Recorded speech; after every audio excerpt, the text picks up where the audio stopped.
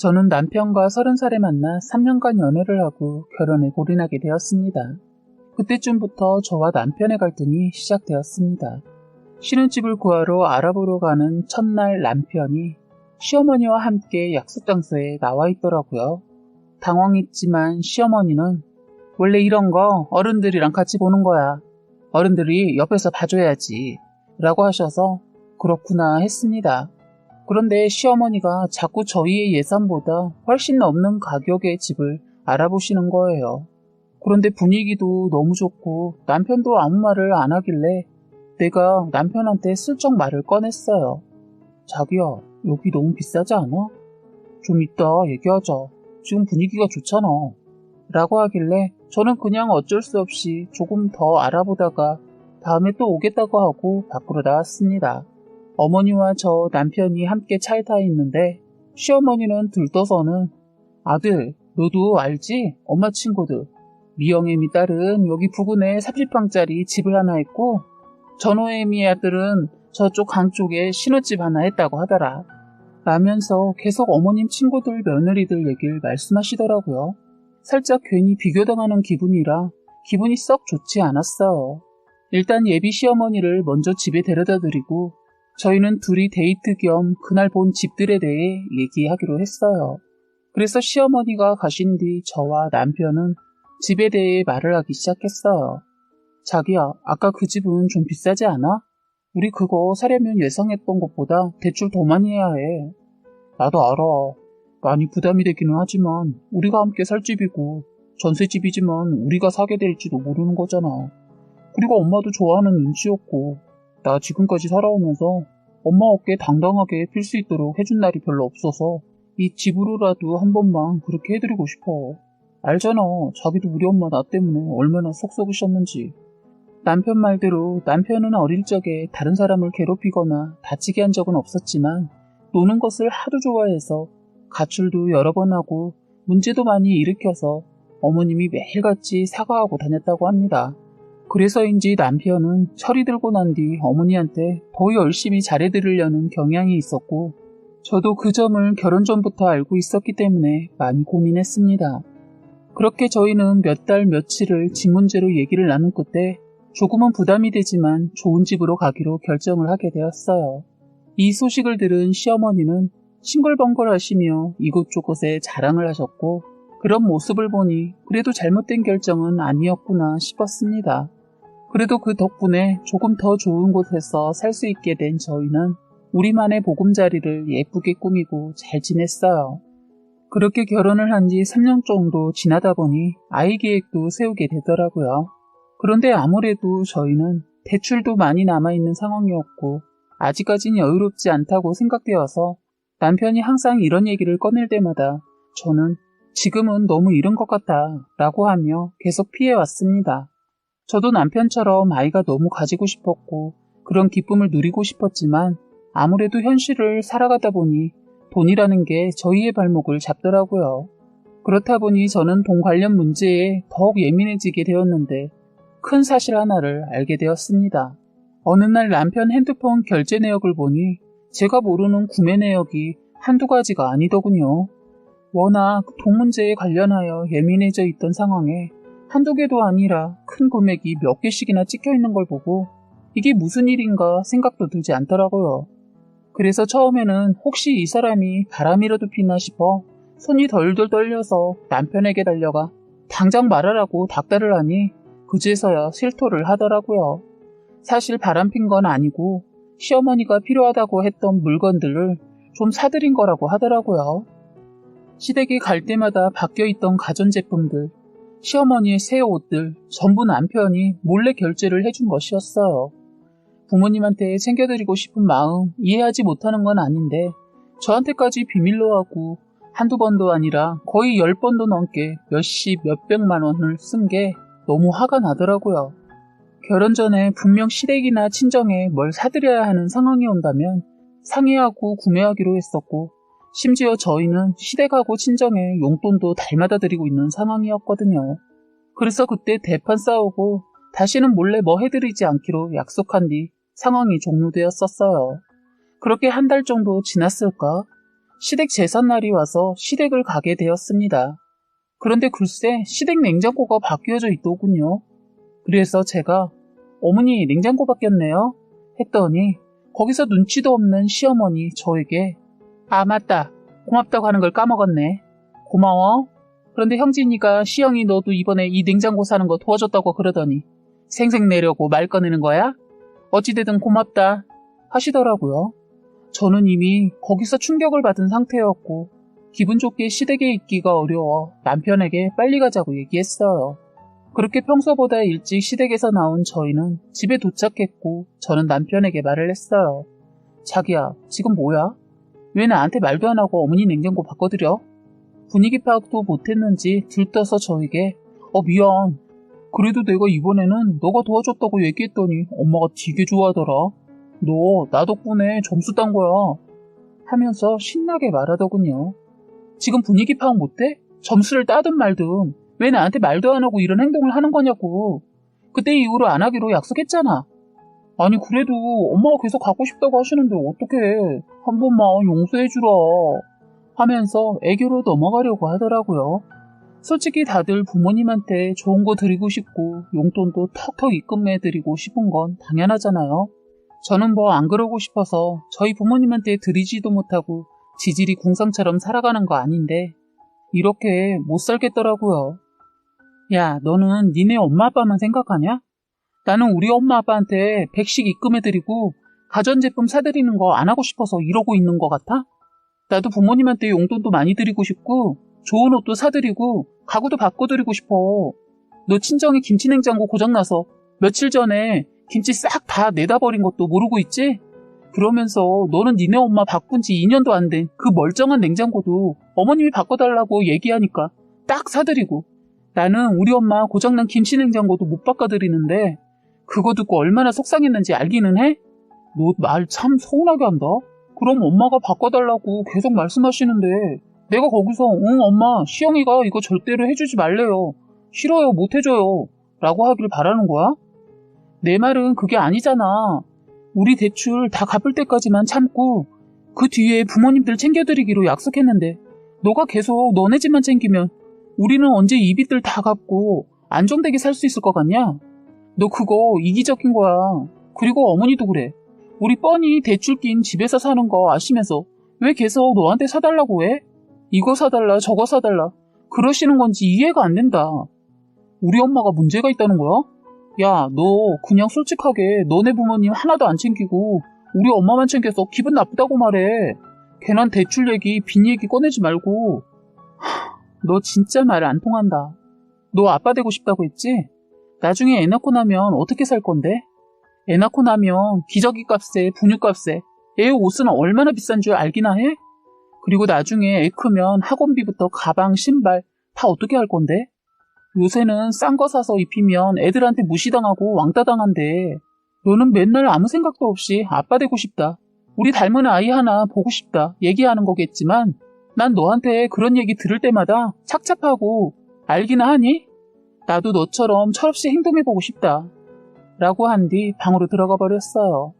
그날 밤 남편은 안방이 아닌 거실에서 잠을 잤고 다음날 아침 일어나 보니 먼저 출근을 했더라고요. 그리고 폰을 보니 남편에게서 장문으로 편지가 와 있었습니다. 내가 어제 밤 동안 생각해보니까 너가 충분히 서운했을 것 같다. 내가 생각이 짧았어. 미안. 그리고 너가 아이 계획에 대해 그런 생각까지 가지고 있는 줄 꿈에도 몰랐네. 어제 일로 내가 많이 철이 없었다는 게 느껴졌어. 엄마한테는 내가 말 잘해서 더 이상 불필요한 지출을 줄여볼게.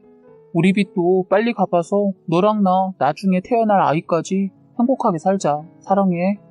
라고 와 있었습니다. 그 문자를 보고 나니 화도 어느 정도 가라앉더라고요. 사실 이렇게까지 심하게 싸워본 적이 처음이었기 때문에 걱정도 됐었거든요. 그런데 오히려 저에게 먼저 손을 내밀어준 남편에게 고마웠습니다. 그렇게 사이는 괜찮아졌고 2주 정도 지났을까 시어머니에게 전화가 왔습니다. 그때 진짜 문제는 남편이 아닌 시어머니라는 걸 느끼게 됐네요. 너 지금 바쁘니? 아니다. 바빠도 들어라. 아, 어머니 왜 전화하셨어요? 너 형진이한테 뭐라고 했길래 애가 내가 하는 말마다 이거 안 된다 저거 안 된다 하는 거냐? 내가 힘들게 키워낸 내 아들한테 이제서야 좀 요구하는 게 그렇게 잘못된 거니? 아니 그런 게 아니라요. 가짜는 별명할 거면 그만하고 형진이한테 제대로 말해. 솔직히 어머니도 저희 대출 끼고 이 집 힘들게 산 거 아시잖아요. 아직 3분의 1밖에 못 갚았는데 어머니가 원하시는 거 다 들어드리다 보면 저희 나중에 애도 못 키워요. 야, 그건 네가 능력이 안 되니까 그러는 거고 괜한 핑계거리 대고 있네.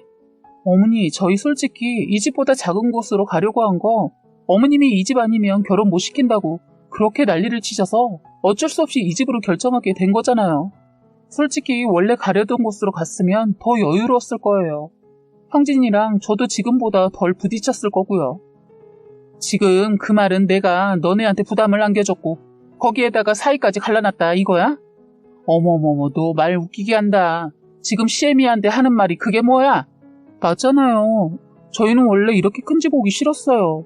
어머님이 미영애미 딸은 전호애미 아들은 서울에 몇 평짜리 집을 샀더라. 여기보다 내려가면 기죽는다 식으로 계속 말씀하셔서 그래 우리가 조금 무리해서라도 어머님 기 살려드리자 하고 들어온 거예요. 다시 한번 말씀드려요. 저희 집들이 할 때도 친척분들 앞에서 어깨 피고 얘기하시라고 무리해서 온 거라고요. 야, 너네도 좋다 할 때는 언제고 갑자기 내 탓이라고 하는 거야? 잘 모르시겠으면 어머니 아들한테 직접 물어보세요. 저희가 이 문제로 얼마나 고민하고 결정한 일인지 직접 들으시면 이제야 좀 아시겠네요. 라고 한 뒤 전화를 끊어버렸습니다. 그리고는 곧바로 제가 남편에게 전화를 걸었어요. 남편이 전화를 받자마자 저는 너 지금 당장 결정해. 어머니한테 계속 물건 몰래 사드리고 나랑 이혼할래? 아니면 어머니한테 똑바로 네 의견 전하고 나랑 계속 살래? 라고 얘기했습니다. 제 말에 당황한 남편은 갑자기 무슨 말이야? 왜 내가 너랑 이혼해? 내가 이젠 절대로 엄마한테 몰래 안 해드릴게. 정말로. 며칠 전에 약속했잖아. 라고 하더군요. 그래서 알았어. 그러면 어머니한테 너가 똑바로 얘기해. 방금 전에도 어머니 나한테 전화하셔서는 내가 너를 어떻게 구슬렸길래 너가 그렇게 나오냐고 물어보시더라. 나 어머님이 또 이런 전화하시면 진짜 너랑 나랑 끝이야. 하곤 전화를 끊어버렸습니다. 그리고 2시간 정도가 지나고 남편에게서 내가 엄마한테 말 잘해놨어. 이젠 이런 일 없을 거야. 걱정 마. 내가 이젠 다신 몰래 그러지 않을게. 라는 내용의 문자가 와 있더군요. 어차피 그때는 퇴근 시간도 얼마 남지 않아서 답장을 하지 않고 일이 끝나자마자 집에 갔습니다. 집에는 제가 도착하고 얼마 지나지 않아서 남편이 왔어요. 제가 아직도 많이 화가 나 있다고 생각했는지 땀을 뻘뻘 흘리면서 계속 저에게 미안하다고 사과를 하더군요. 그래서 알았으니까 이젠 다신 그러지 마. 라고 얘기를 하곤 저희는 이제 상황이 종료될 줄만 알았습니다. 그런데 이게 웬걸. 저희는 화해를 하고 야식을 먹고 있는데 초인종이 갑자기 울리더군요. 혹시 배달원이 뭘 두고 간 건가 싶어 문을 열어주었더니 그 앞에는 시어머니가 서 계셨어요. 시어머니 들어오시자마자 절 밀치시면서 야, 너네가 어떻게 나한테 이럴 수가 있는 거냐? 너 때문에 하나밖에 없는 아들한테 이런 취급까지 받아야겠어? 라고 하시더군요. 큰 소리를 듣고 거실에서 현관쪽으로 온 남편은 곧바로 절 자기 몸 뒤로 보내고 시어머니를 말려주더라고요. 엄마 왜 그래? 지금 시간 늦었어. 우선 집에 가. 내일 얘기해. 라고 하는데 시어머니 그런 남편에게 너가 제일 서운해. 너는 어떻게 엄마한테 이럴 수가 있는 거냐? 어? 네 애미보다 와이프가 먼저다 이거야? 하더군요. 남편은 그게 아니잖아. 엄마 내일 얘기하자고요. 그만해요 진짜. 하는데도 시어머니가 계속 난리를 치니 남편이 화가 난 것 같았습니다. 엄마 그만하라고. 그래 엄마 서운할 수 있어. 그런데 이건 좀 아니잖아? 지금까지 엄마가 나 때문에 고생한 거 생각하면 마음이 아파서 엄마가 해달라는 거 다 해드리려고 했어. 근데 이게 뭐야. 나도 서영이랑 힘들게 돈 모으고 빚 갚으면서 쪼달리게 사는 와중에도 엄마가 은근히 갖고 싶다고 티내는 것들 내 선에서 다 해드리려고 했다고요. 그런데 이제는 그게 당연하듯이 이거 사달라 저거 사달라 얘기하면 나도 힘들어. 너 지금 엄마한테 화내는 거냐? 응, 이번 한 번만 화내려고. 도저히 이대로는 못 넘어가겠어. 우리가 집에 돈을 쌓아두고 사는 것도 아닌데 엄마는 왜 이렇게 우리한테 돈하냐고. 솔직히 부모라면 아들이 빚이 있고 가정이 있으면 오히려 더 챙겨주고 생각해줘야 하는 거 아니야? 지금 나한테 하는 거 너무하다는 생각 안 들어? 나 정말 힘들어 미치겠어. 정말 제발 이젠 그만하시라고요. 하자 시어머니 깜짝 놀라셔서는 아무 말도 못 하시더군요. 저도 순간 많이 놀라긴 했습니다. 한 번도 남편이 엄마한테 화내는 것을 못 봐서 제가 더 민망했는데 속은 시원했습니다. 정말 이렇게라도 안 하면 어머니의 행동이 끝이 나지 않을 것 같았어요. 그런데 시어머니 저 복이 뭐 했는지 아들을 잡더군요. 내가 너 때문에 얼마나 힘들어했는데 네가 이 정도 해주고 지금 뭐라고? 부모 가슴에 대못을 박아? 하시면서 갑자기 주저앉으시더니 바닥을 치면서 통곡을 하시더군요. 아무래도 남편이 그런 식으로 나갈 줄은 모르셨던 것 같더라고요. 저도 남편이 그렇게 세게 나갈 줄 몰랐었고요. 그래서 남편을 끌고 방으로 들어가 얘기를 했어요. 남편이 그러더군요. 처음에는 한두 번은 사드리려고 했다고. 그런데 시어머니의 요구가 계속 늘어났고 안 된다고 얘기를 하려고 해도 너무 기뻐하시는 모습에 도저히 그럴 수가 없었다고 하네요. 그러던 중 저와 대판 싸우게 된 것이었고 그때 정신이 번쩍 들어 나도 내 가정을 책임져야겠구나 라는 생각이 들어 세게 나간 것이라고 합니다.